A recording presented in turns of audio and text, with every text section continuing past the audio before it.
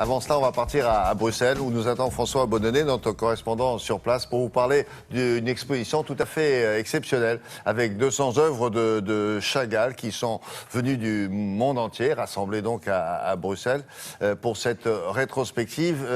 C'est presque la totalité des œuvres du XXe siècle de Chagall. Et puisque, vous le savez peut-être, mais ça sera rappelé dans le commentaire que va faire François, puisqu'il a dû fuir la persécution, cette exposition, c'est un peu l'histoire aussi de la communauté juive pendant cette période, je suppose. Bonjour François.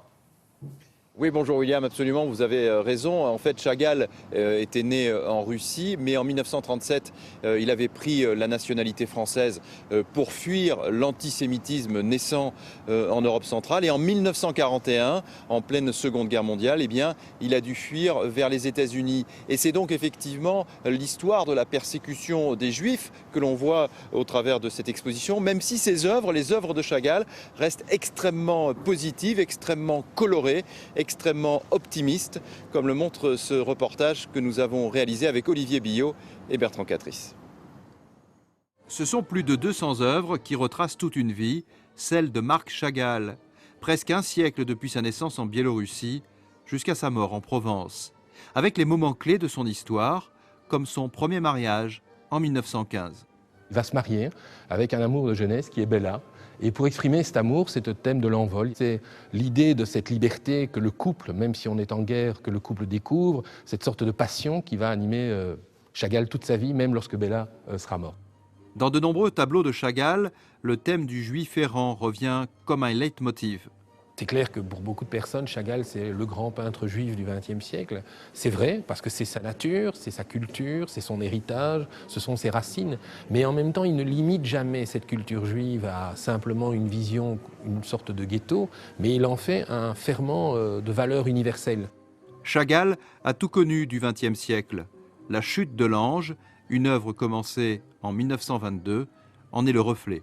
Il reprend ce tableau en 1933, qui est quand même une année assez cruciale, l'arrivée du nazisme, la montée de l'intolérance, les menaces sur le peuple juif. Et il achèvera le tableau en 1947 à New York, où il s'est exilé pour fuir précisément les persécutions du peuple juif. Ce qui étonne les visiteurs, c'est que malgré les drames qui frappent les juifs, Marc Chagall garde toujours une forme d'optimisme. Je suis complètement fasciné par les couleurs, par la façon dont il a exprimé ses rêves sur la toile. Moi, je suis complètement fasciné. C'est très touchant, je trouve. Oui. Et les couleurs. Oh, wow. La rétrospective Chagall à Bruxelles s'achève à la fin du mois de juin. Elle a déjà accueilli près de 80 000 personnes. C'est une exposition qui a beaucoup de succès, je suppose, oui?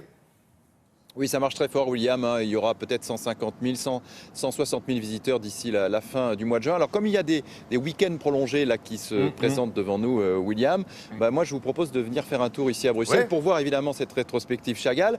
Aller faire un tour peut-être au musée Magritte, évidemment, qui est un très très beau musée. Exact. Au musée de la bande dessinée aussi. Exact. Voilà, un petit week-end culture.